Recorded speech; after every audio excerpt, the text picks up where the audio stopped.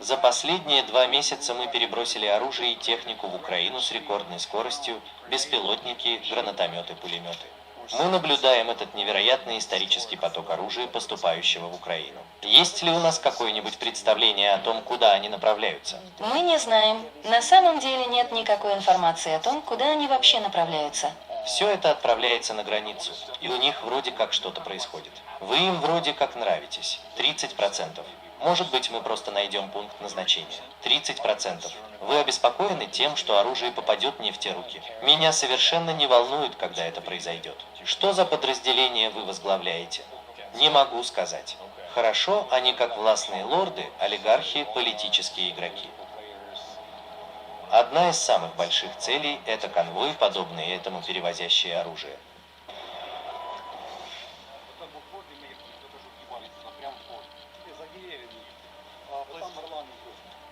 Европейцы пришли к убеждению, что этот проект интеграции фактически означал отказ от вооруженной силы. Внезапно недалеко от границ ЕС произошла самая значительная война со времен Второй мировой войны.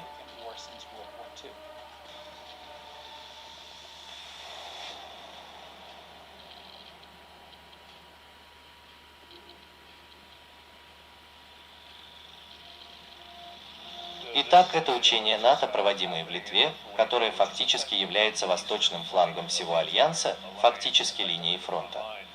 Подобные учения проводятся уже довольно давно, но они приобрели гораздо большую актуальность за пределами Украины. Страны НАТО находятся в состоянии боевой готовности, поскольку они устанавливают хрупкий баланс между оказанием поддержки Украине и предотвращением полномасштабной войны между Россией и НАТО. Мое намерение на сегодня двоякое. 1. Увидеть успешную интеграцию немецких подкреплений, которые мы послали в марте, основываясь, конечно, на войне в Украине. Для меня абсолютно ясно, что Германия останется приверженной не только бизнесу F, но и НАТО.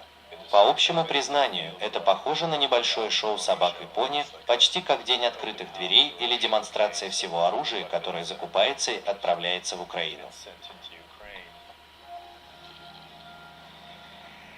Я думаю, что мы, возможно, находимся в самой опасной точке со времен кубинского ракетного кризиса.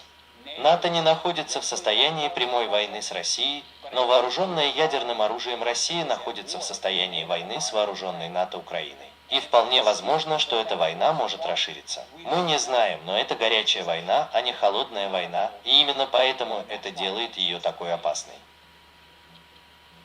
Украина и Россия находятся в состоянии войны с 2014 года, когда Россия оккупировала Крым, а поддерживаемые Россией сепаратисты оккупировали Донбасс в Украине. Но полномасштабное вторжение в 2022 году и изображение российских танков на пути к столице страны Киеву потрясли Запад до глубины души и побудили США и Европу предоставить Украине беспрецедентный уровень военной помощи.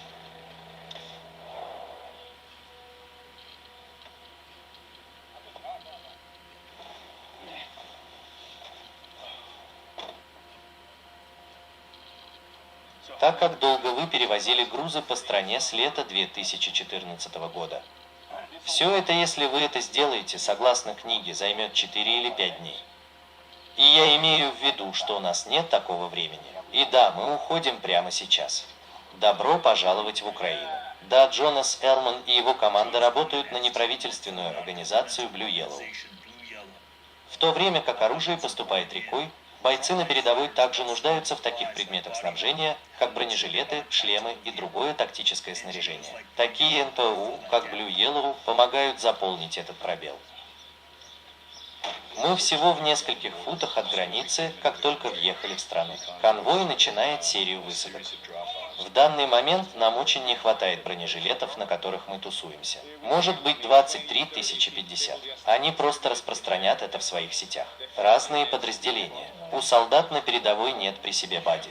Да, конечно. Для страны, пытающейся защитить себя от гораздо лучше финансируемого и оснащенного агрессора, экипажи, подобные экипажу Джонаса, стали жизненно важными для навигации по путанице линий снабжения, чтобы добраться до лоскутного одеяла из того, что иногда является импровизированными военными подразделениями. Вы, как неправительственная организация, должны очень тщательно соблюдать правила. Вы можете двигаться только не смертельно. Да, мы сотрудничаем с подразделениями, которые в какой-то степени полагаются на официальную поддержку, и они получают оружие и так далее. Но они также полагаются на нас в других вещах, автомобилях, беспилотных летательных аппаратах, оптике и так далее, и так далее.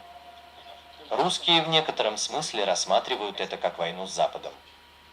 Украина является доверенным лицом Запада, но в то же время русские были так же осторожны, как и НАТО, в том, чтобы не расширять войну. Они не решили нанести удар по складам оружия в Польше, через которые оружие поступает в Украину. И это неудивительно в ядерную эпоху, потому что все знают, что если у вас есть военный конфликт между двумя сторонами, обе из которых обладают ядерным оружием, вы никогда не знаете, к чему приведет война. Джанна, не могли бы вы помочь нам с 10 приборами ночного видения для передовой боевой части, защищающей Хаки? Пойдите туда и посмотрите, что мы можем сделать. Конечно, одной из многих проблем в доставке логистики к линии фронта являются многочисленные блокпосты, поврежденные мосты, разрушенные мосты. И необходимость ехать по бездорожью и как бы импровизировать свой путь через страну.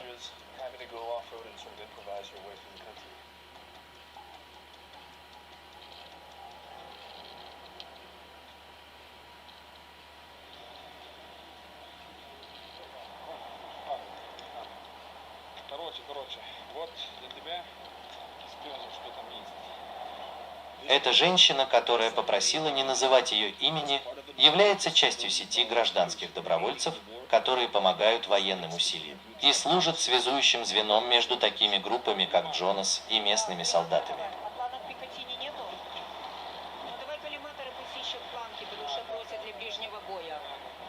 Насколько критична эта ложь? Життя наших бійців, тому що вони, коли працюють тепловізором, вони вночі бачать цілі, вони бачать супротивника, коли працюють квадрокоптери, вони бачать місце розташування противника, вони бачать скільки зброї, яка зброя готується до наступу, тому це, від цього залежить життя.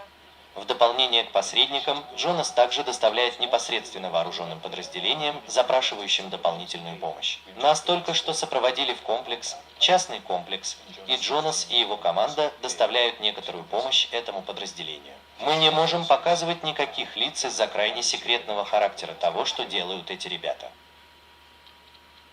Ого, ничего себе! Что, каким подразделением вы командуете? Не могу сказать. Хорошо, не могли бы вы рассказать мне кое-что из того, что у вас здесь есть?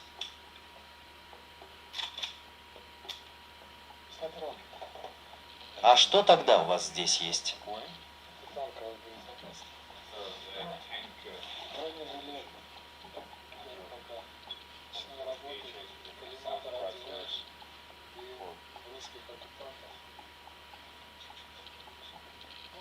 Вот это лучше не трогать, это гранатометный заряд.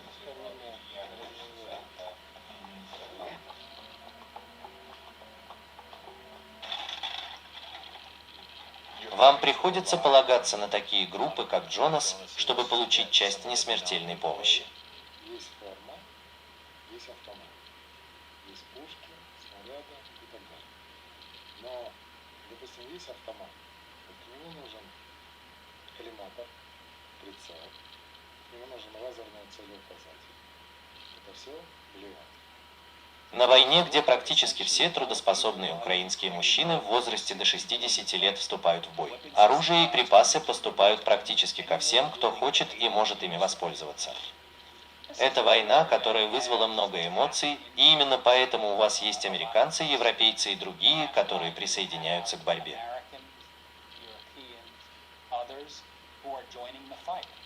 Многие из них бывшие военные, и поэтому вы должны проявлять определенное уважение к тем людям, которые идут добровольцами. Они рискуют своими жизнями, чтобы помочь Украине защитить ее собственную свободу и суверенитет. Есть ли у этого обратная сторона? Да, потому что, как только вы получаете эти военизированные подразделения, это становится более опасным миром, где правительство не контролирует то, что происходит на поле боя.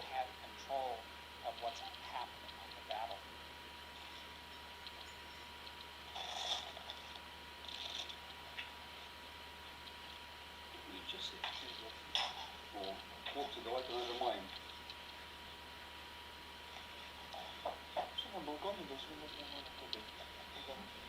Итак, теперь мы получаем оружие, наши доспехи и смотрим, что нам нужно на этот день.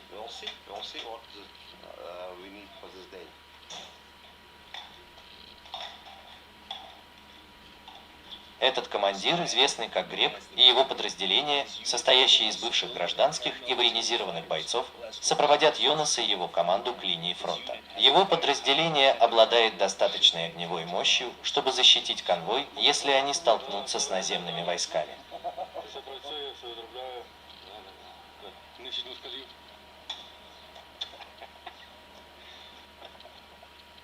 Прежде чем конвой отправится в путь, они встретятся с другой командой, чтобы собрать припасы, направляющиеся к линии фронта. Поскольку мы следим за линиями поставок, как нелетальной, так и летальной помощи, они как бы сходятся здесь, очень-очень близко к фронту. Это подразделение получает большую часть несмертельной помощи от Джонаса и его команды. И то, что мы видим, это вся эта нелетальная помощь, находящаяся прямо поверх некоторых из самых эффективных видов оружия этой войны. Це наше озброєння, яке прийшло з заходу. Чи те, що передали джавеліни.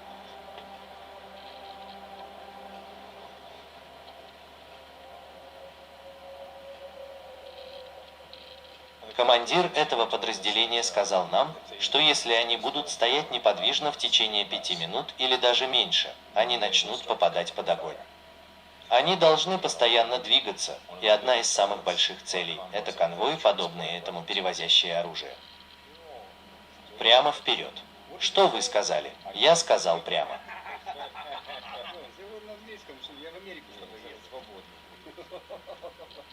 Кажется, сейчас есть контрольно-пропускные пункты примерно через каждые полкилометра-километр.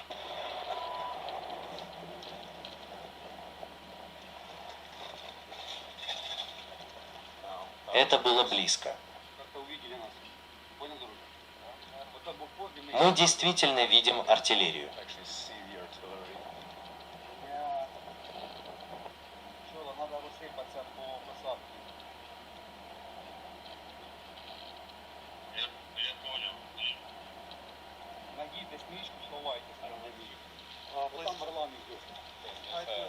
К деревьям.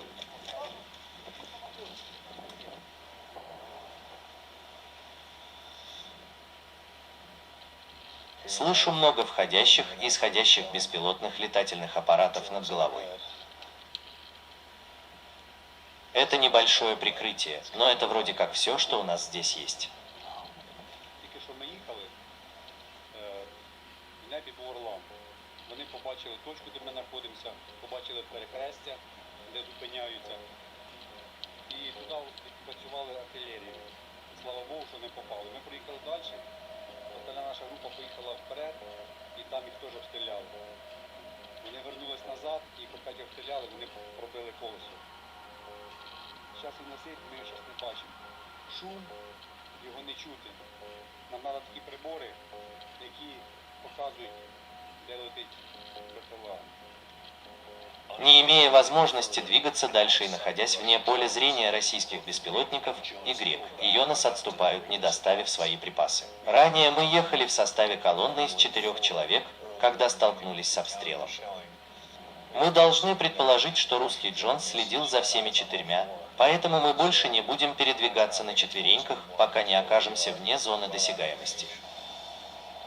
Срыв этого рейса снабжения – один из многих случаев, когда остро необходимая помощь не всегда доходит до солдат, которые в ней нуждаются. США отправили десятки тысяч зенитных и противотанковых систем, артиллерийские снаряды, сотни артиллерийских систем, бронированные беспилотные летательные аппараты и десятки миллионов патронов к стрелковому оружию. Но в условиях конфликта, когда линии фронта разнесены и условия меняются без предупреждения, не все эти поставки доходят до места назначения. Некоторые также сообщают, что оружие накапливается или, что еще хуже, опасаются, что оно исчезает на черном рынке. Отрасли, которая процветала в условиях коррупции в постсоветской Украине.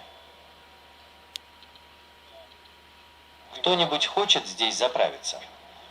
Еще. Да, еще немного. Это для меня. Хорошо, круто.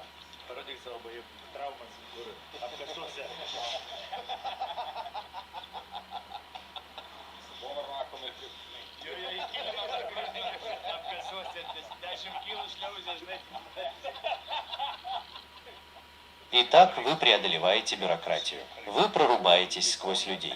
Мы обходим это стороной. Это похоже на то, что мы мастера ходить вокруг да около. А что такое коррупция? Это похоже на игру в фаворитов? Это так? Есть властители, олигархи, политические игроки, сама система. Если нет, то мы вооруженные силы Украины. Итак, если силы безопасности едины, то американцы передали их нам. Итак, вы должны разобраться в этом. И это похоже на то, что вы просто любите силовые игры весь день напролет, по сути. И поэтому, в конце концов, люди, которых вы знаете, нуждаются в этом материале или их понимают, они обращаются к нам. Вы собираетесь встретиться с одной из элитных команд беспилотников в Украине, и они кое-что попросили у вас. Они запросили беспилотник примерно за $200, и мы купили его за это. Вот оно. Я вижу это. Приятно. Это отличная миссия, успешно загруженная. Современные беспилотные летательные аппараты оказались самым успешным инструментом в преодолении тупиковой ситуации на линии фронта. Мы должны приспособиться к этому. Бывший немецкий солдат, пожелавший остаться неизвестным, инструктирует подразделение. Насколько трансформационными были беспилотники для Украины? Уже в 2015 году было ясно, что это будет война беспилотников. Имея в виду не уровень плакальщика, а тактические беспилотники для самых разных целей. Я, кажется, сбился со счета, сколько дронов мы сюда посадили. Комплект для борьбы с беспилотниками, уничтожающий беспилотники очень-очень далеко, потому что они используют его в качестве средства защиты от беспилотников. Это серьезная глушилка.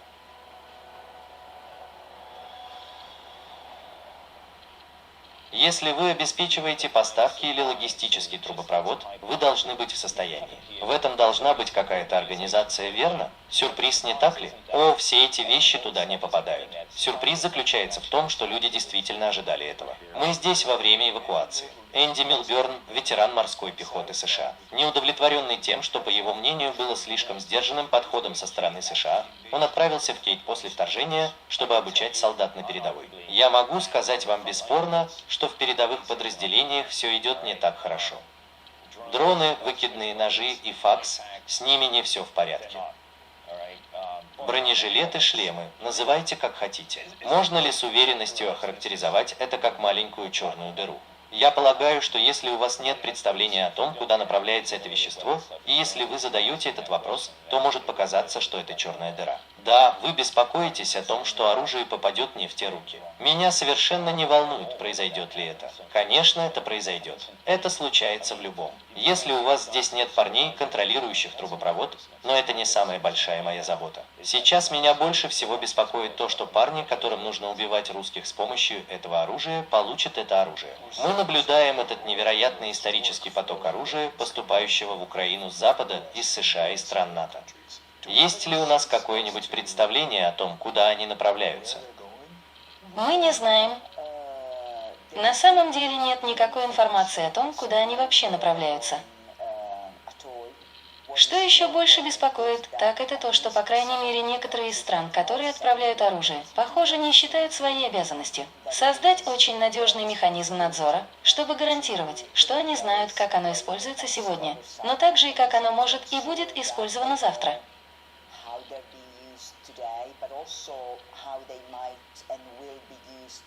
Уместно ли нам задавать эти вопросы в условиях чрезвычайного положения? У вас есть страна, в которую вторглись более крупные соседние силы. Все, что нужно, чтобы выжить, похоже, таково название игры. Дело не только в том, что задавать эти вопросы уместно. Абсолютно необходимо задавать эти вопросы, потому что, если мы оглянемся назад, у нас есть так много различных примеров в Афганистане, Ливии, Ираке. И ситуациях, когда оружие, предназначенное для одной цели в определенное время, в конечном итоге попадает в другое место и используется для других целей. Когда ИГИЛ захватил Мосул в 2014 году, они получили в свое распоряжение большое количество нового современного оружия, которое американские войска оставили иракским силам.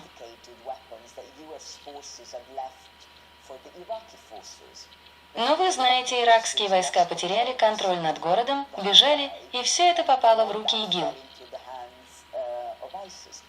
Во время брифинга Министерства обороны в июле 2022 года высокопоставленный военный чиновник сказал, что США не отслеживают оружие. Но наша уверенная военная помощь используется для борьбы с российскими силами. А 19 июля сообщалось, что Украина создала временную специальную комиссию для отслеживания потока оружия в страну. Я бы назвал это непоследовательной политикой. Хорошо, если это так. Если политика Соединенных Штатов заключается в поддержке Украины в защите ее страны от Российской Федерации, вы не можете пойти с этим наполовину. Вы понимаете, о чем я говорю? Вы не можете. Вы не можете создавать искусственные линии. И я бы бросил вызов любому, кто скажет иначе. Мы либо в деле, либо нет.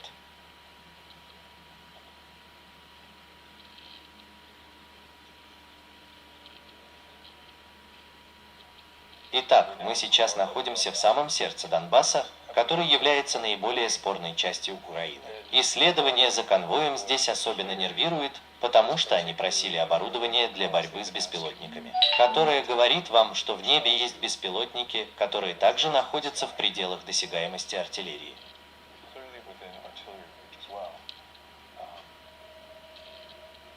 Так что нам, вероятно, не следует оставаться здесь дольше, чем это необходимо.